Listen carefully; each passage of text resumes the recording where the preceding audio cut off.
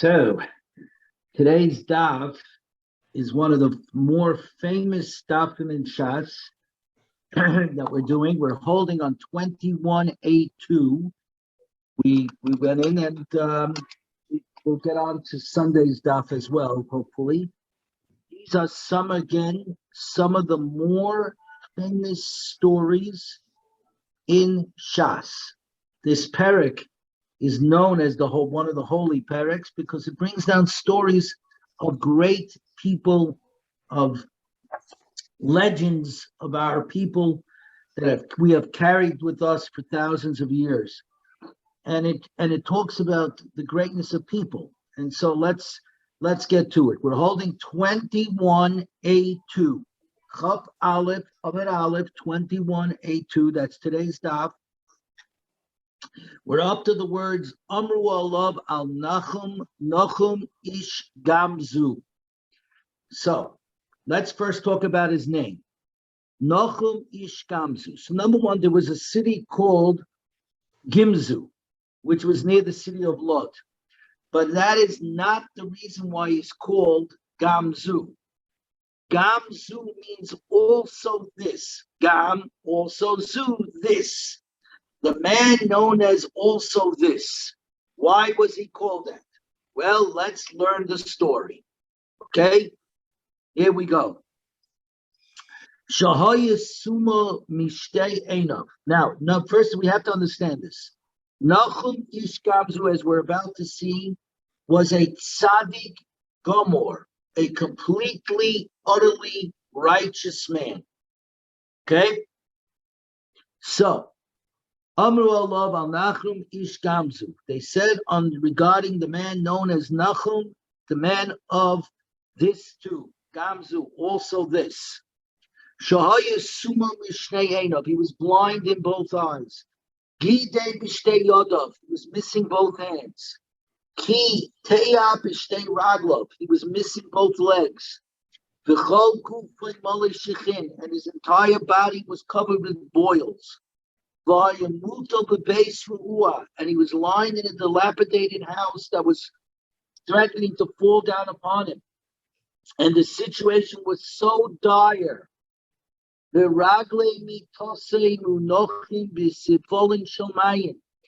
the legs of his beds were placed in pails of water, so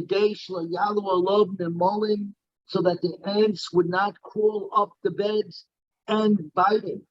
Because Nachum did not have hands, he wouldn't be able to shake off the ants. Once, when the bed was in this dilapidated house, his Talmidim wanted to remove the bed from the house, and then remove the furniture. They were really afraid the house was ready to collapse. He said to them, Bonai, my children, first remove the furniture and then take out my bed.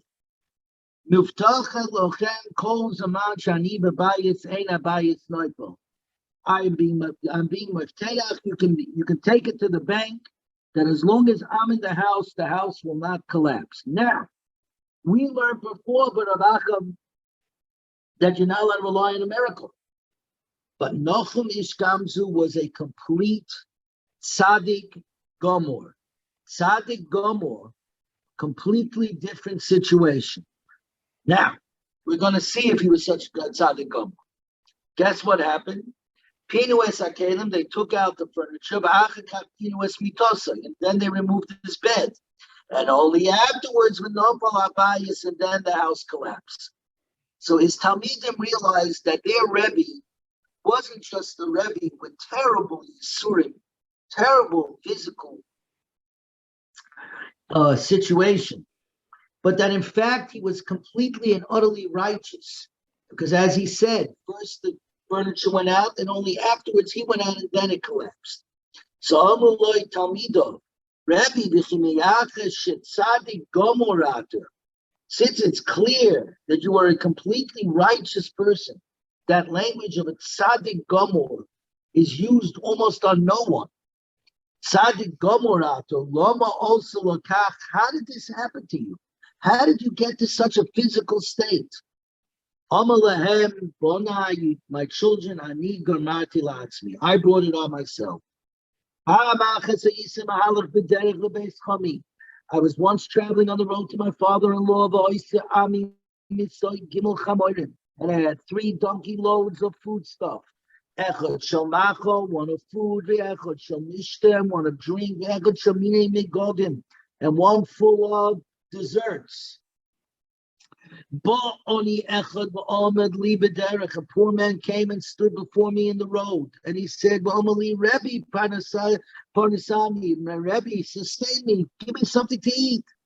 I told him, Hamten, just wait a minute. Wait until I unload some food from the donkey. I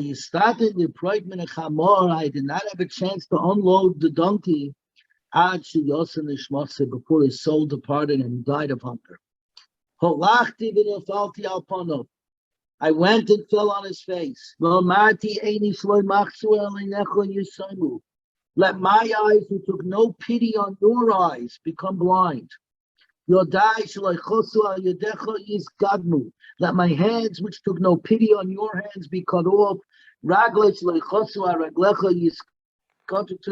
my legs, which took no pity on your legs, be cut off. But yet my mind was still racing. Ad Shamarti, until I said, Kol Gupi a Moli Shechin, my entire body should be covered with boils. Amalai, the Talmidim said, Oy lonu sheniyucha bekach. Woe to us that we've seen you like this. Amalahem Nachum Ishkamzu said to his Talmidim, Oy li loiri suni bekach. Woe to me had you not seen me like this. Now the reality is Nachum didn't know Avera. There was no way for him to know that the situation was so dire. Nonetheless, he held himself to a higher standard. He said, I should have had greater empathy. I should have paid attention more closely to the person that was in front of me. I didn't move fast enough, etc. And so this was Geyser on himself. I refer you all, by the way, Amir Hashem, after the Shir, I'm going to be sending out the Torah for this week's Parsha, which, by the way, I advise you to listen because it has to do with 2 Gemaras that we just learned over the last week and a half that have to do specifically with this week's Parsha, right, that we learned here in Masechtas Taanis, and also this point about having empathy and being cognizant always about your surroundings. Anyways, V'amai korile Nachum Ish Gamzu. Why did they call him Nachum Ish Gamzu? The Chol Mili, the Havisalkale, that whatever happened to him, even a seemingly misfortune, Omar, he would say the famous words that have carried down through the millennia. Gamzu l'toiva. This too is for good. This too is for the best. And so he became known as Nachum Ish Gamzu. This too is good. It's all good. All that HaKadosh Baruch Hu does is for good. Kol ma di'ovid Rachmana, l'tava di'ovid. All that Hashem does is for good. Nachum was called Nachum Ish Gamzu. Zimna Chada. One time, Banu l'shidu de Yisrael Dairin l'vnei Caesar. The Jews wanted to send a gift to the court of the Roman Caesar. The situation was dire, so they wanted to do in the thing that we always do and try to bribe and pay off, right? And so make the situation good. Like Yaakov Avinu, when he sent all those gifts to Esav, we learned from Yaakov, how do you handle Esav? How do you handle Rome? Yezel nach, so they said like this, Amru man Yezel, it's not enough that we want to send a gift to the Caesar. Who should deliver the gift? Yezel Nachum Ish Gamzu. Let Nachum Ish Gamzu go to Lamuda Benisimhu because he's accustomed to having miracles performed there. Shadadu Bidei Malay Sifta Danovim Tigris Magolius. They send him a chest with precious stones and Magolius pearls. We're now on 2183. 21:3. Ozal, he went. Bo Bahu Dira, and he ended up in a hotel. Balaylo Komu Hanach the people of the hotel got up, Vishikuda Lisifte, and they emptied the chest of all the gems and pearls, Umalua Opera, and they filled it with dirt. Skip the parentheses. Kimota Hossam, when he got to the palace in Rome, Shirino Lisifta, they untied the chest, because Dinu Demalu Opera, and they saw it was full of dirt. So the emperor, the Caesar, got enraged and said, I'm going to kill out all the Jews. He said, come and the Jews are mocking me. So Gamzu L'Toiva. The Nachum Ish Gamzu said the words, I don't know what's going on, it's a disaster, but still, Gamzu L'Toiva, this is also for the best. Also Eliyahu Hanavi came, Admele B'chad Minayu, and he appeared to the Caesar like one of them as a Roman official. Amalei, he said to the Caesar, maybe this is the dirt from the dirt of their father Abraham, from Abraham Avinu, during the war of the 4 kings against the 5 kings. I mean, the 5 kings against the 4 kings. When Abraham threw the dirt at the enemy, Hayu Saife, it turned into swords. Gile, when he threw straw, Havigiri, it turned into arrows. Tiksiv, because it says in the pasuk in Yeshaya, Niten ka'opa charboi kekash nidov kashtoi. He made his sword like dirt, his bow like wind-blown straw. Havichada midinto. There was one city that the Romans had not been able to conquer. So obviously they were in Gaul, let's be an example, and they were having trouble conquering. They tested the dirt against that city and it worked. And they conquered it. The dirt turned into swords, and the sword inside turned into arrows. After they won the victory, they went into the emperor's treasure vault, and filled Nachum's chest with precious stones and pearls in gratitude. They sent him off with great honor, with an honor guard. They were bringing him back. When he got back to that hotel, and now he's coming back with the whole honor guard of the Roman legion. Amrulay, the residents of the place, said, "What happened? What did you bring to the Caesar? The Amrulay Karit Kulahai, that he gives you such great honor." Amalahu, so Nachman told him the truth. What I took from here, I brought there. Subsequently, they immediately demolished the residences. The residents who Matile Malkin, they brought the rubble to the castle in Rome. Amalei, this is the dirt that Nachum brought from it, the miraculous dirt. But of course, they tried it out and it didn't work. And they executed the residents for trying to defraud. Now, okay, next the Mishnah goes further. Ezi Deber, what is considered a plague? Ir Hamoitzi Chamish Meis Ragli, a city of 500 able-bodied men who could serve in the army.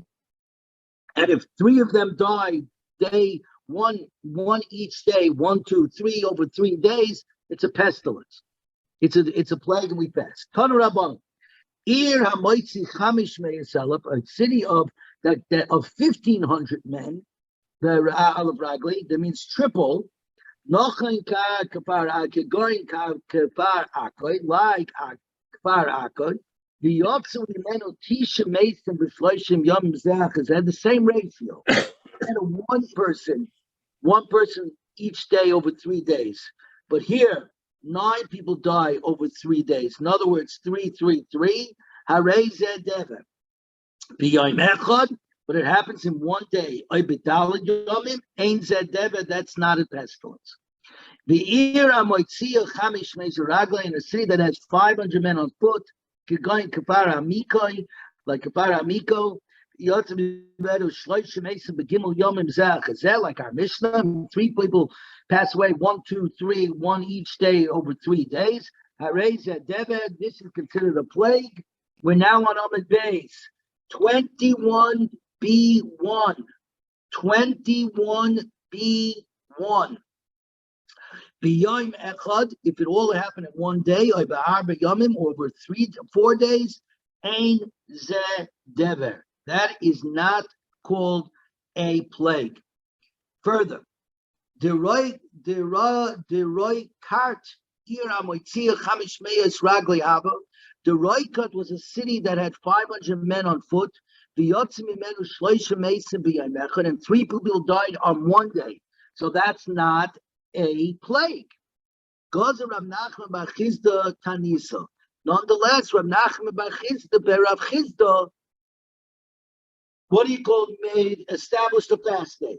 Amar Rav Nachman bar Yitzchak. So we have 2 Rav Nachmans here.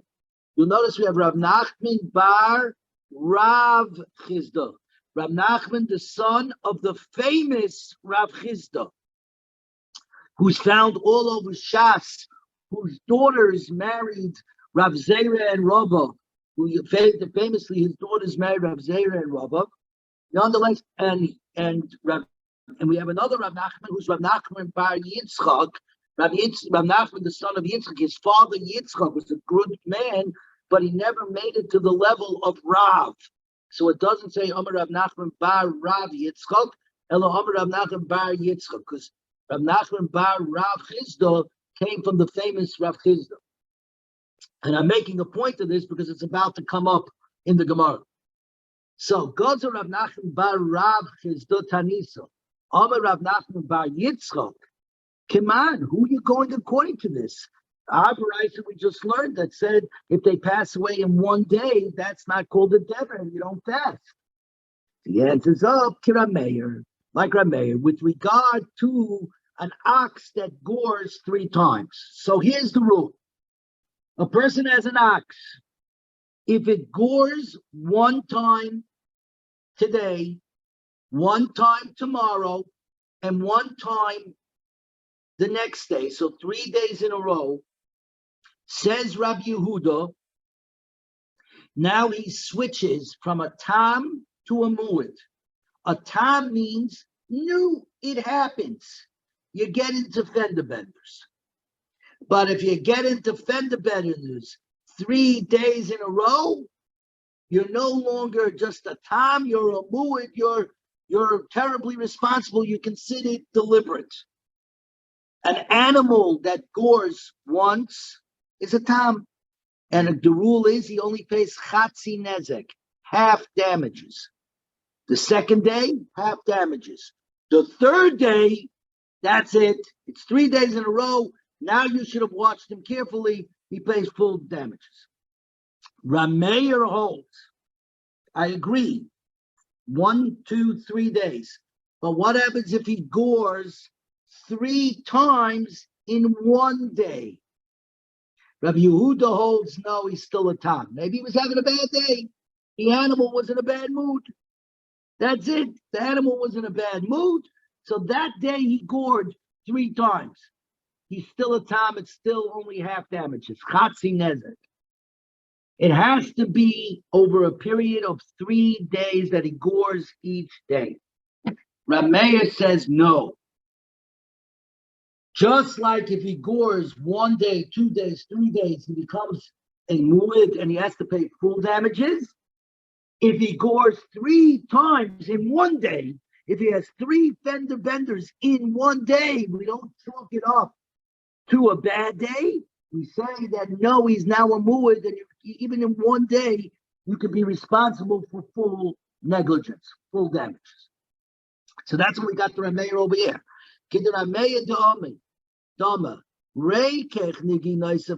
When it's spaced out the gorings over a 3-day period, the owner is liable for nezek shalem, for full damages.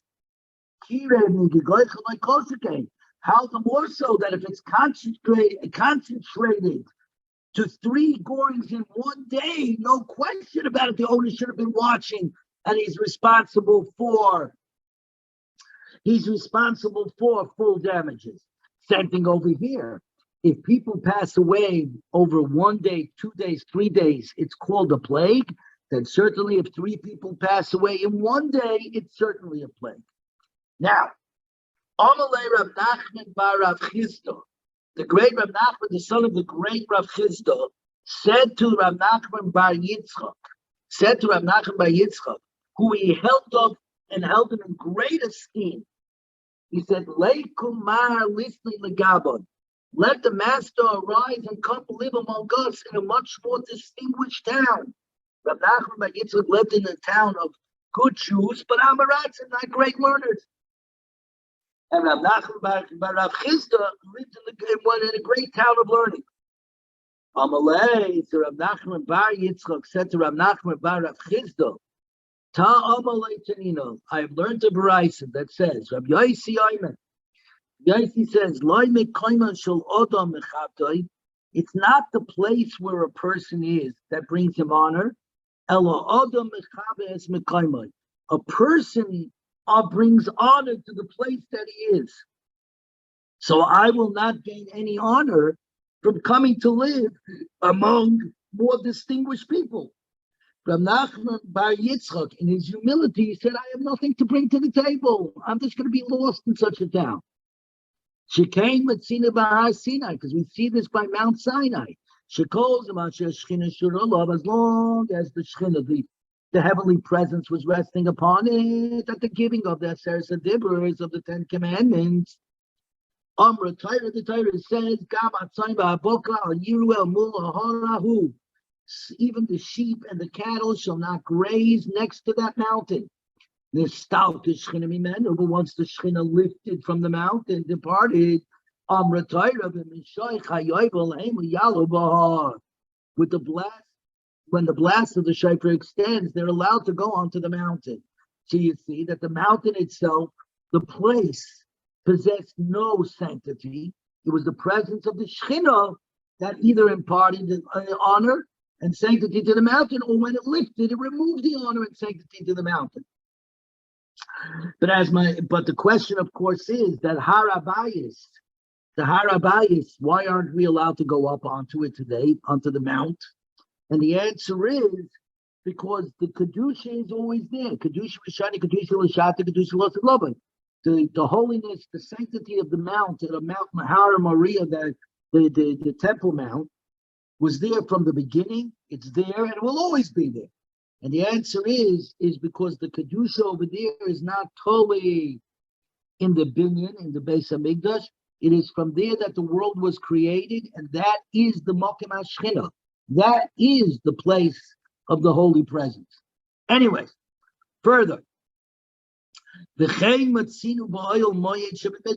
we see by the oil moed, the tent of meeting, the Mishkan in the wilderness, to call Sheman Shunati, as long as it was pitched. In other words, it was unrolled and rebuilt up.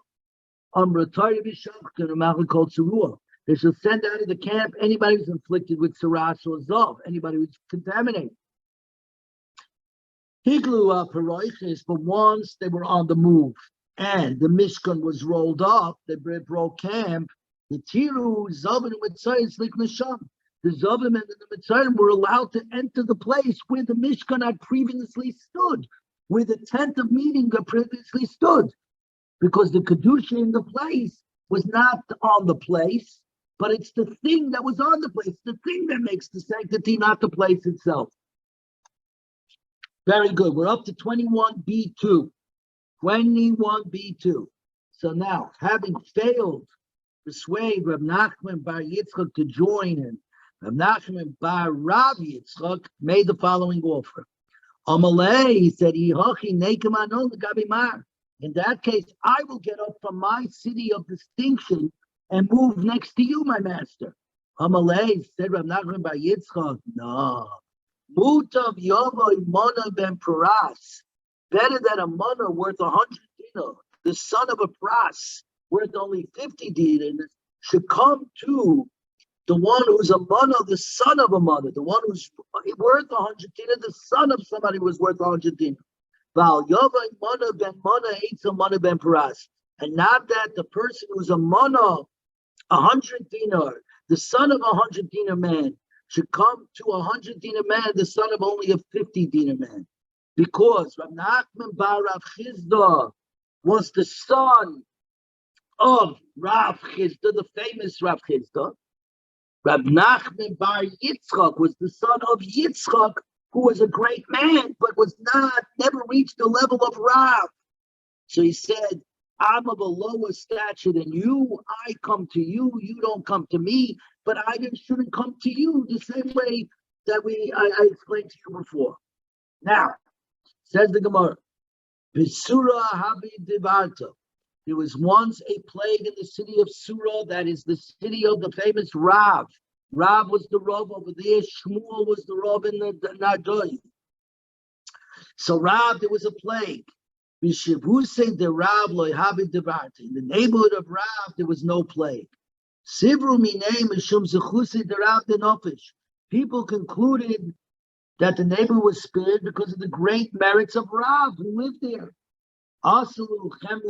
They were all shown in dream. The Rav, the Rav whose merits were so great. This was a simple minor matter for Rav not to have the plague. The reason why there was no plague, because of a certain man, who would always readily lend out his hoe and shovel for burials. Because this man constantly was always ready to lend the tools to help people in loving kindness quickly bury their dead. Midah keneged midah, measure for measure. Hashem didn't send any dead to be buried during the plague. Same thing with the next story.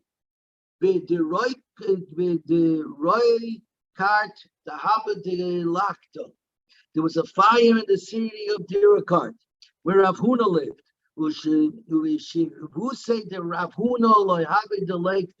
But in the neighborhood of Rav Huna, there was no fire. Miraculously, the fire did not spread there. People concluded this was in the merit of Rav Huna, who was so great. Was showed them in a dream. Rav Huna, that a miracle, this minor would happen to the minor matter to Rav Huna. In fact, it was in the merit of a certain woman,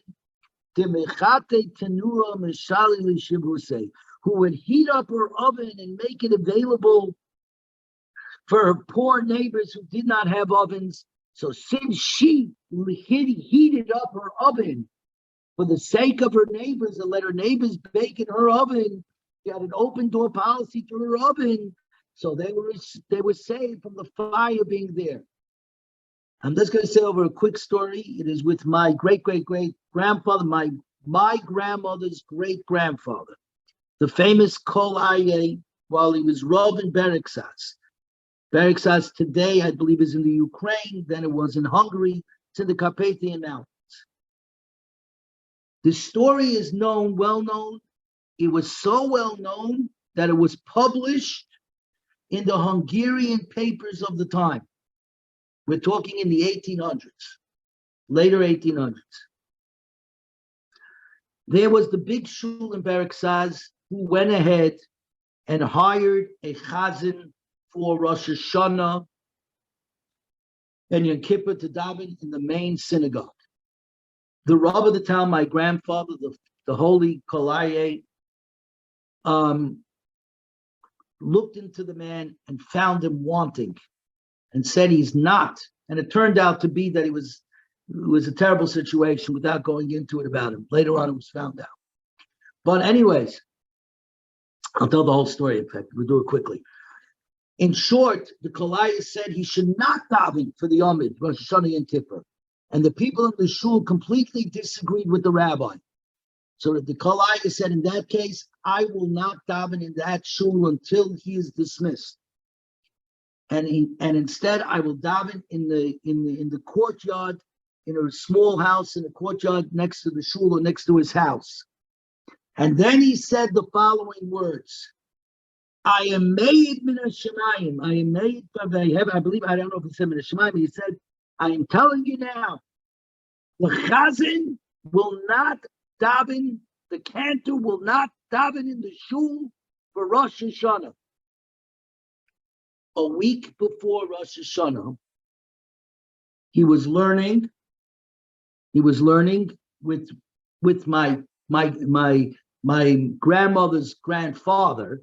Okay, so the great grandfather was learning with his son-in-law, okay, who was my grandmother's grandfather, and I believe. And then the Badal Semet turned to the Kalai and says, do you not hear the bells ringing, the fire bells ringing? And the Kalai says, no. That happened 3 times. That he asked, don't you hear the bell? Finally, they went outside. There's a sukkah, the son-in-law said, I'm hearing bells. So they went outside. Turns out that there was a major fire in the city of Berexas. And lo and behold, the great synagogue of Berexas was burnt to the ground, and the little shul where the Kalaya was davening, which was right in the courtyard of the shul, was not touched at all by fire. The next day, the Hungarian papers wrote, the Rabbina said that they would not daven there on Rosh Hashanah, and lo and behold, a week before Rosh Hashanah, they did not daven. And in fact, what happened was, it turned out that the cantor, was actually married to another woman from Poland, I believe, and he never divorced her. Instead, he ran away from her, etc. So it turned out he was a bad guy.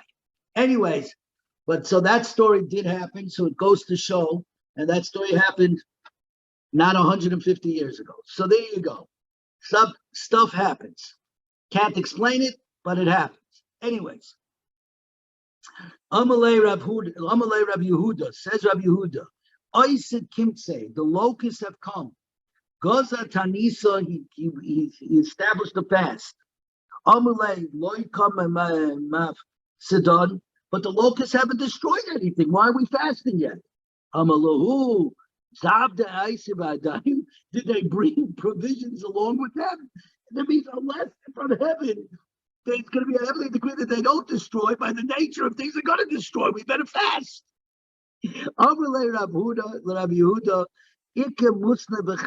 There's a deadly plague among the pigs. God said, Tanisa, he decreed a fast, even though obviously it didn't affect the Jews. It didn't affect the Jews. Name a Kasava Rav Huda. Maybe Rav Huda holds Ka Maka de Mishulachas Memin Echad Mishulachas Mikol Aminim. A plague that is visited on one species can travel to other species. So, in other words, the kosher livestock were threatened by the plague that was hitting the pig livestock. Says the Gemara, no, Shani Chavire, pigs are different. The Memayin Minayu Livnei Inish, because their digestive tracts resemble those of human beings. So the plague that strikes a pig bodes ill for people. So that's why he decreed a fast. Very interesting story regarding pigs. Back in the day, 1970s, early 1980s, Jerry might remember this better than most. Pigs were introduced into Israel. So the Ma'atzis Gedolei Torah, the Torah sages of the time, wrote a letter decrying that the pigs were being introduced into Israel, and they really let the pigs have it. And they wrote the pig is a disgusting animal, it's trafe, it muddles in the mud, etc. They showed the letter to Rav Pam, my Rebbe, who was the head, the Rosh of the Ma'atzis Gedolei Torah. And Rav Pam took the letter and said, I don't understand. In Yiddish, he said, Favos redst du in the Chazer? Why are you talking in the Chazer? Red veg in the Chazer. Talk about the pig. Don't talk in the pig. What do you have to say that the pig is disgusting and it goes in the mud? Why are you talking Lashon Hara on the pig? Talk about the halacha. Talk about the halacha. They ripped up the letter and they rewrote it and didn't talk about the pig. They talk about the halacha that the two should not be Isaac with pigs. And anyway, so that was the story with the pigs. Anyways, Amalei Shmuel. They said once to Shmuel, Ikim my son of Bei Chazoi, there's a plague in the city of Bei Chazoi. Gaza Tanisa decreed a fast. Amalei Bahamarachik, but that's very far away from us. So why are we fasting? There's no river to stop the spread. So it might come to us, we better fast.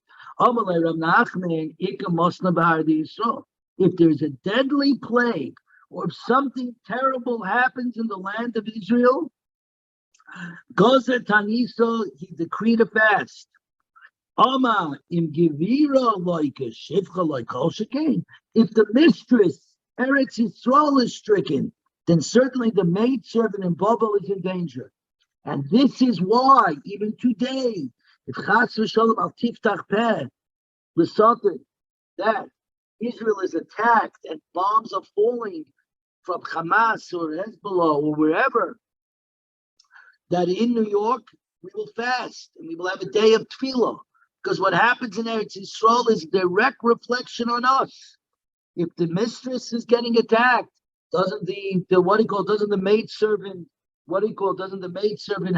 be stricken as well? Tama the Gevira v'Shivcha. The reason is because Eretz Yisrael is the mistress and Bavel is the maidservant. HaShivcha v'Shivcha lai. Masma over here that within Bavel itself, something happens in one city of Bavel, and something happens in another city of Bavel. They're two separate things, and one shouldn't have to pass for the other. We're now on 21b3. 21b3. But they said to Shmuel, there's a deadly plague in far off Bechazoy, Gaza Tanisa, and they decreed a fast in Adoi, which is way away. Says the Gemara Shani Hacha. Listen to this. And Jerry, you should find this very interesting. Because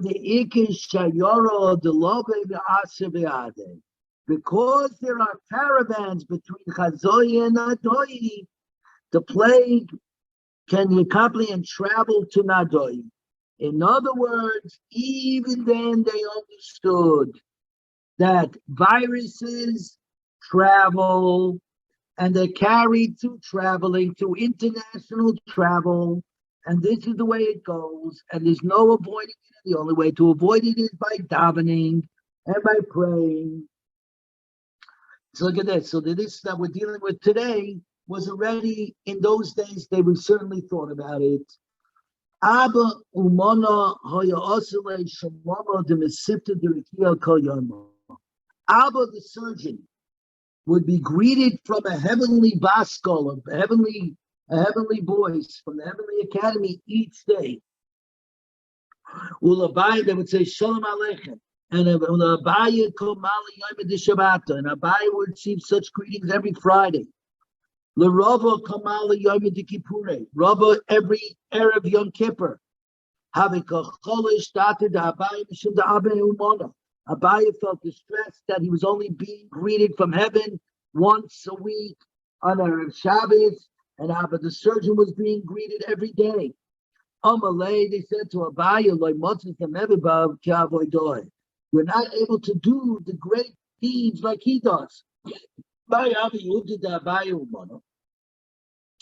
What were the great deeds of Abba, the surgeon? When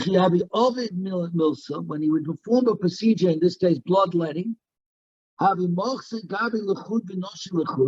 would place men and women separate to not allow the commingling.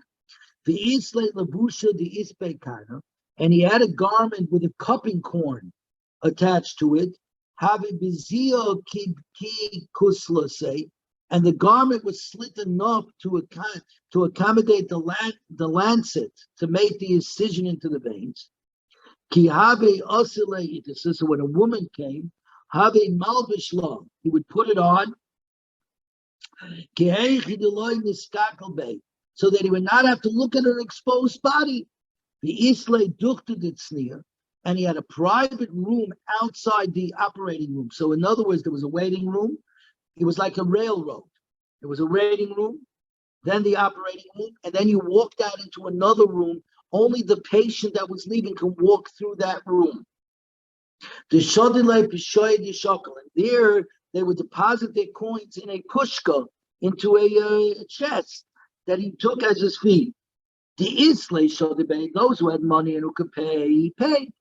The Leslie Lamichsik, and those who couldn't pay were not embarrassed because everybody who paid walked through that secondary room alone. So nobody knew who paid and who didn't pay. When there was a young Torah scholar, and certainly an old Torah scholar, Igur Minela Shokali would not accept fee from him. Ubasa de Koya, when the patient would leave, Yoevle Pishoy, he would give him some coins. Go restore your health. Go buy some orange juice and some food because you just let blood. One day Abaya sent a pair of rabbis to test him. So in other words, having heard this praise of Abba the surgeon, Abaya decided to investigate. They came, when they came, Abba, the surgeon, sat them down, fed them, gave them to drink, and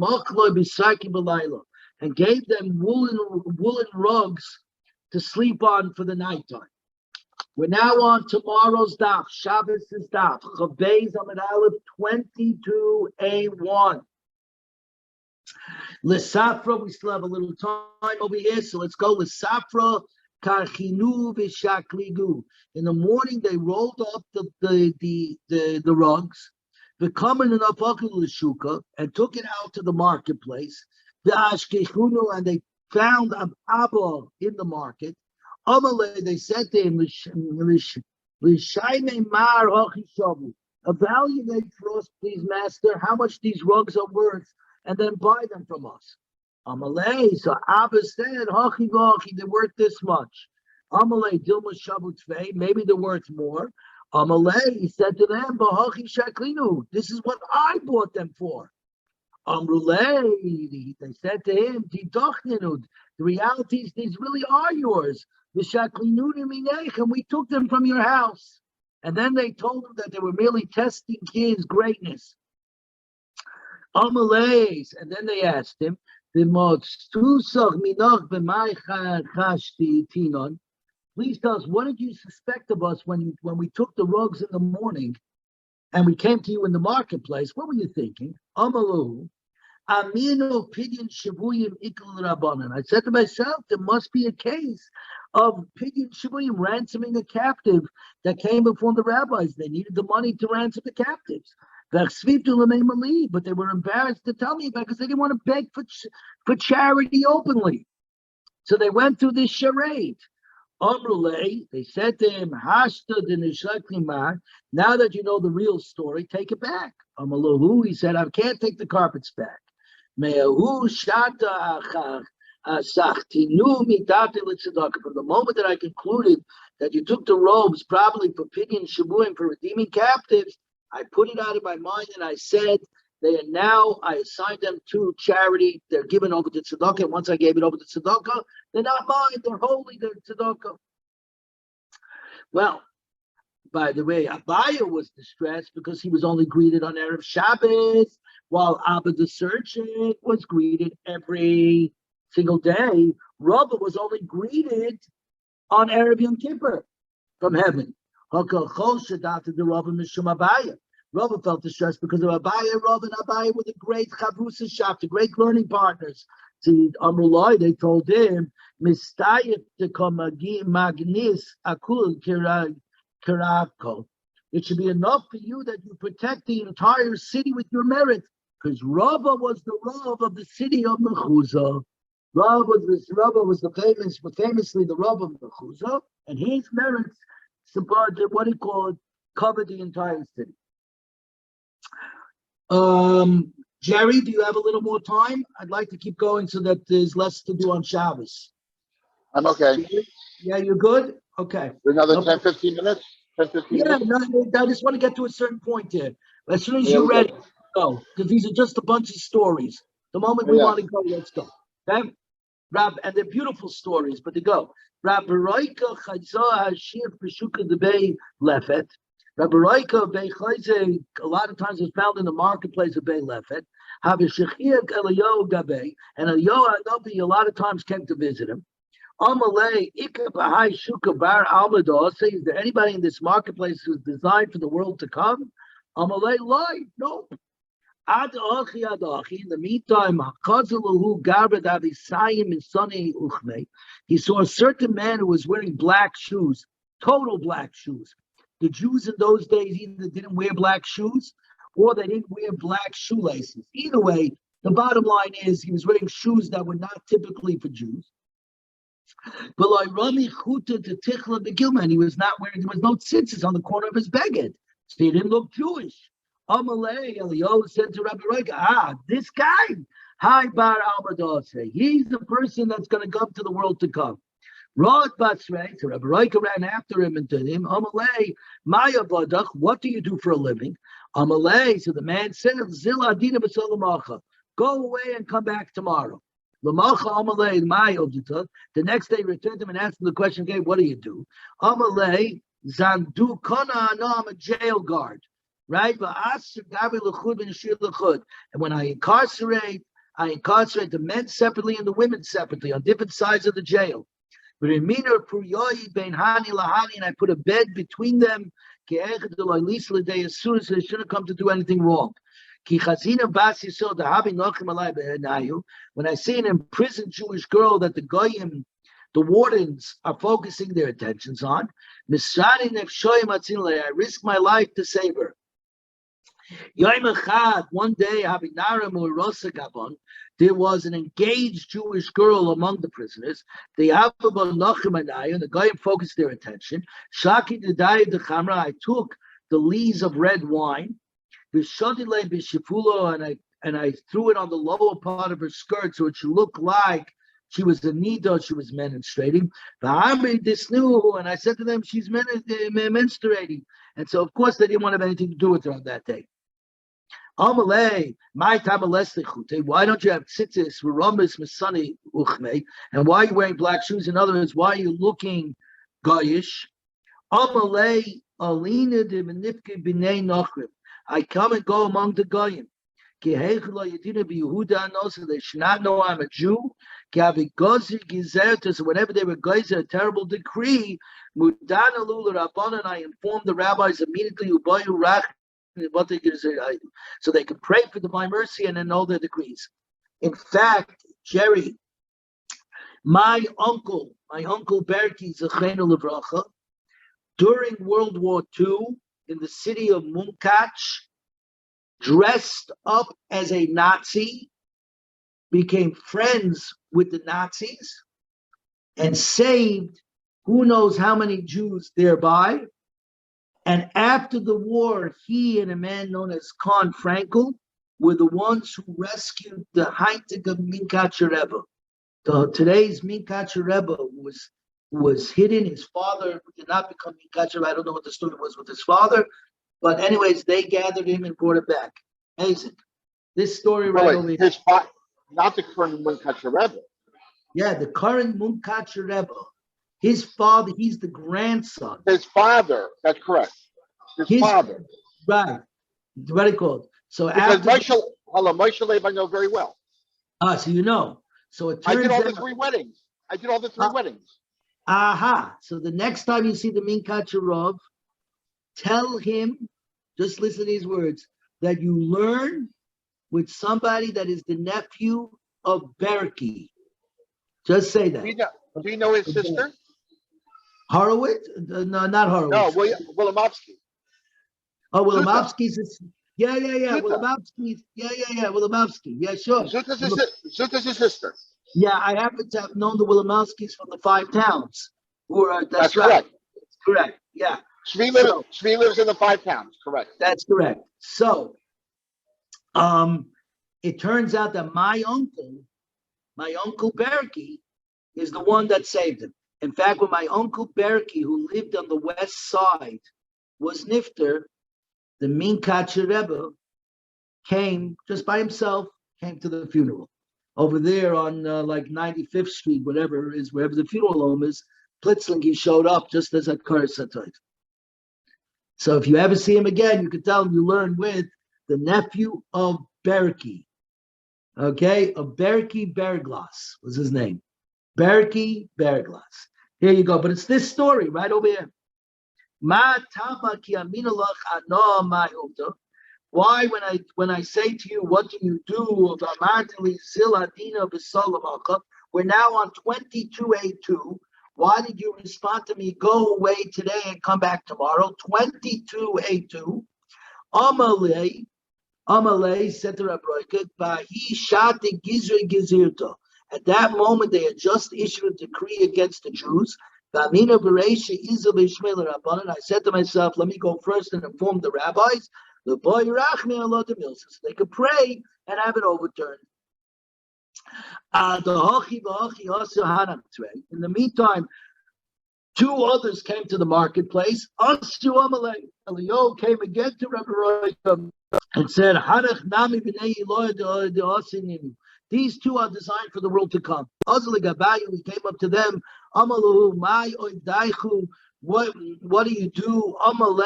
They said to him, we're batchonim. Now you see where the word batchen comes from. We're batchens, we're comedians. And we cheer up the depressed. Inami, we see two people involved in an argument. We strive to make peace between them. Because among the Jews, there is nothing greater than peace. We greet each other with peace, shalom aleichem, and we leave with aleichem and with shalom aleichem. And the reason for that is shalom is another name for HaKadosh Baruch Hu. And if you think about it, what does Mashiach need to accomplish? He needs to ingather the Jews, build the Beis HaMikdash, and bring peace to the world, that there's no wars in the world. And there is no question in my mind that the third one is the hardest. Not to have any wars in the world, that's going to be the hardest task of them all. Anyways, further. Aleilum, we can keep going just for a few more minutes. Aleilum is signing b'chomokim. On all of these, we cry it everywhere. Wind blasts, yellowing, and the various locusts. Tanu Rabbanan. Aleilum is signing b'chomokim. On these calamities, we cry everywhere.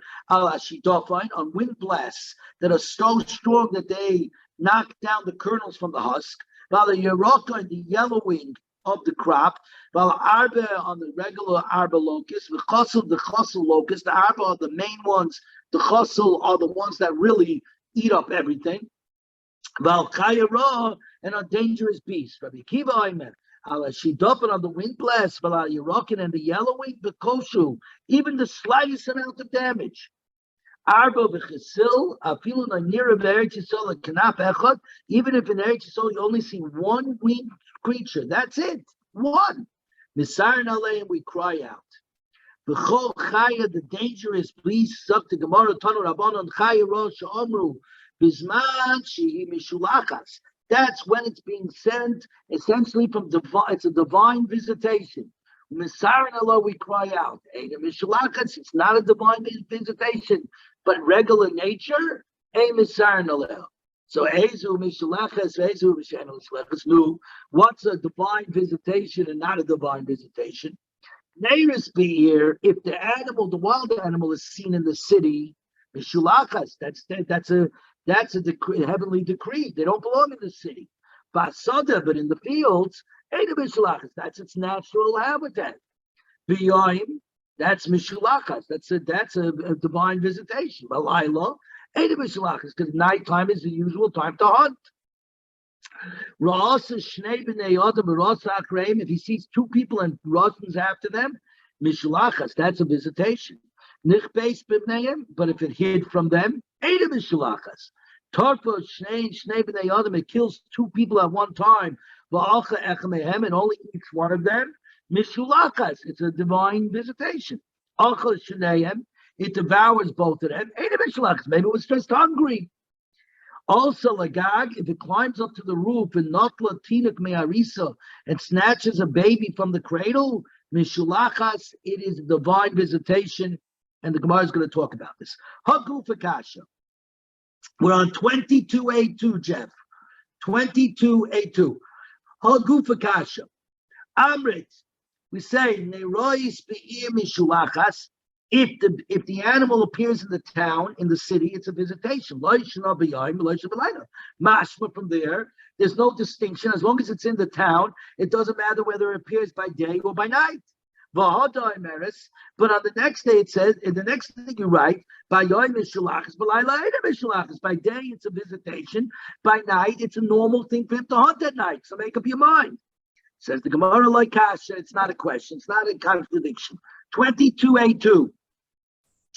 22A3, excuse me, 22A3. Hachi Kama. Near a severe bayim, if it appears in the town during the day, Mishulachas, it's a visitation.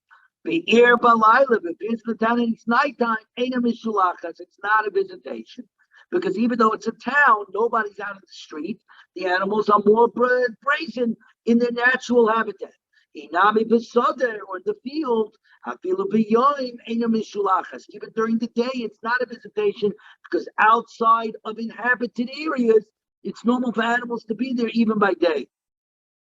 If you saw two people, but he runs after them, it's a visitation. It means if he merely stands there and doesn't pursue the people, but he doesn't hide from them, ain't a mishulachas. But right after that, you say if it hid from them, ain't a mishulachas. It's not a visitation. Meaning, if he does stand still and doesn't hide, mishulachas is a visitation. Like Kasha, it's not a contradiction. Kan, where it says when they pursue, that is considered a divine visitation. If it stands still, it's not. It refers to a field near the marsh to be the animal's natural habitat. So there, it's not unnatural for an animal to remain standing when it sees people because it could always run away into the marsh. Kan, where it says that not running away is a divine visitation, in a field that's not near the marsh. It's not near its natural habitat. So it should have tried to hide. The fact that it didn't hide is a problem. If it killed two people at one time, and then it devoured only one of them, it's a visitation.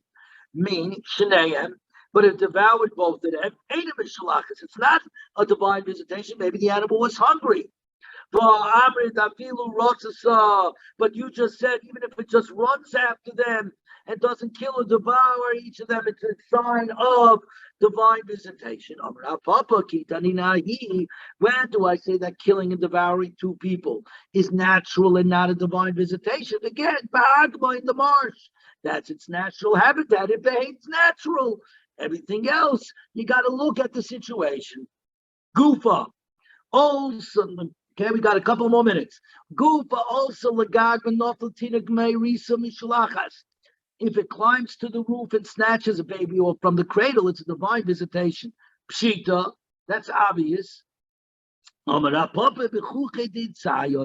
dealing with a hunter's dugout, right? Such structures are in the wild, do not frighten off the predatory animals. And the thing, nonetheless, it's still unusual for it to climb to the roof and take the baby. And that is still a sign, even out in the wild, that it's a divine visitation. Ala cherev, on the sword. Tana Rabbanon, cherev shamu, this is what the Mishnah says, whenever a sword, that means armies are coming. Ain't sarach lemon cherev she'ein shel shalom. It goes without saying the swords of which are not in peace, a hostile army. Elafilu cherev shel shalom, it's the swords of peace. A non-hostile foreign army is marching through your territory on a way to attack somebody else. It's still a problem. Because there was no better example of a sword of peace than the case of Parin Nechoy, by the case of Melech Yeshio, and nonetheless, King Yeshio fell on the account of this. because it says, and now we're on Amid Beis, Chav Beis, Amid Beis, Shabbos is Daf, Chabet 22b1. B'shila, it says like Yishlach alav malachim Lemar and Pari Nechai sent to Yoshio saying, Mali v'lach Melech Yehuda, what do I have to do with you, King of Judah? Lo yalecha ato ayam ki el beis milchamti velihim asher la'aleini. It's not against you that I march this day, but to the theater of my war, and God has ordered me that I hasten. Chalda lechom elihim asher imi v'alta yashchisecha. Do not interfere with God who is with me so that he will not destroy you. So Paradachai say, I'm only going to march through your territory towards Syria. I'm not after you. I'm not after you. So let me march through. Yoshio did not let him march through. And he tried to prevent this passage. And Yoshio was killed terribly from this. So my first question, the Gemara says, My Elohim Asher Imi, the God that's with me. What was Paradachai talking about? There was a pagan deity. When he heard the words of Paranachai, Yeshua said, since he's trusting in a pagan deity, I can overcome him. Now what happened? The archers shot at King Yeshua, and the king said to his servants, move me from here, for I have become gravely ill. So what began as a non-hostile march turned into the death of the Jewish king. What does it mean? I become gravely ill.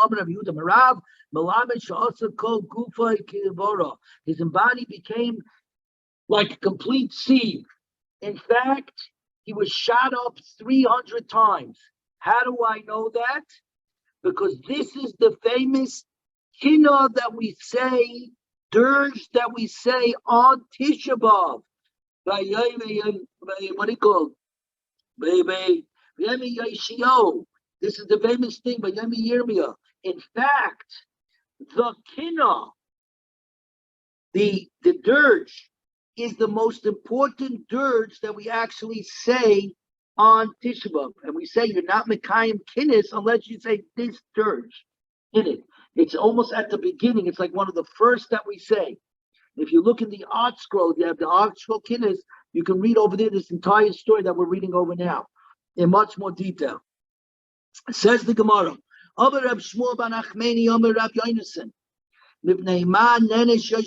account was Yoshio punished? Yoshio was a tzaddik of a king. He became king when he was very young, and the Torah had completely been forgotten from Klal Yisrael. And then what happened, like 18 years into his rule, or until he was 18, I don't remember exactly, the Kohen Gadol found tucked away in the Beis Hamikdash a dusty, an old Sefer Torah that was rolled to the Teichacha, the terrible rebuke. And it says over there, because you have forgotten my Torah, I will destroy you. Anyways, he brought it to Yoshio and they read it, and that was the first time Yoshio was introduced to the Torah, and that created the greatest movement of Baal Tshuvas, the greatest movement of returning Jews, of repentant Jews. But nonetheless, he wasn't able to eradicate all the idol and pagan worship that was taking place. So he thought the nation was much greater than it actually was. You can look this up on, if you're interested, look it up on Google, the story of Yoshio HaMelech.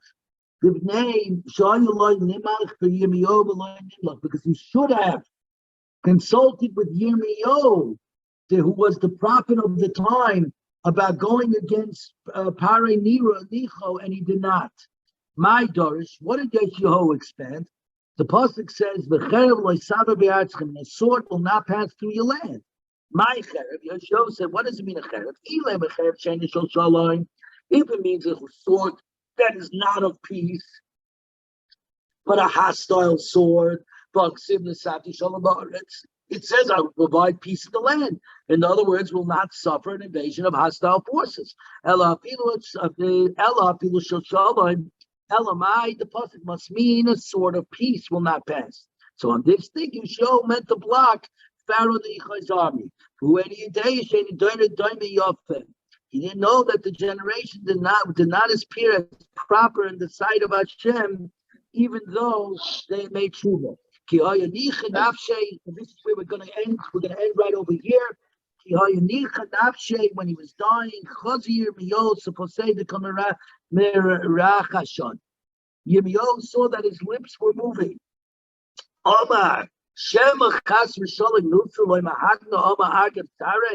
Would Yirmiyahu perhaps chas v'sholem that Yoshiyahu was saying something improper because of his pain? Yirmiyahu bent down and heard the dying king justifying to himself the divine judgment, and he said the famous words that have rained down through close to 2.5, 3,000 years. Oma, Tzadiku Hashem ki piyu marisi. It is Hashem who is righteous, for I anticipate his utterances. Posach Aleya Hushata. Yirmiyahu commenced his eulogy for the fallen king at that moment with the following words: Ruach Apenu Mashiach Hashem, the breath of our nostrils, the appointed of Hashem. Look at number 11 on the bottom, 10 and 11. Look at 10 and 11. In Lamentations, that's Eicha, that we read on Tisha B'Av. King Yoshiyahu accepted his death just as just judge for not having consulted Yirmiyahu. Yirmiyahu later composed the book of Eicha, of Lamentations, in which he used Yoshiyahu's dying words to proclaim the divine justice and the destruction of the temple in Israel. Number 11, on hearing the righteous words of the dying king, Yirmiyahu praised him as the breath of our nostrils and the anointed of Hashem. And again, in the Kinnis by day, in the Kinnis, the dirges that we read by day, this is the greatest of the dirges. You'll read it over there. There is one Kinnis that we read that makes this up. Very good. We are now almost finished, believe it or not, Shabbos is daf. So we can either pick it up from here on Sunday, if you want, or just go to the bottom. On the bottom, there is the second to last line on the bottom says Tanu Rabbanan. It's up to you guys. I think maybe we should just pick it up from here because we really did so much. We can just pick it up from here together. So that's what we're going to do. We're going to pick it up literally right from here where we're up to.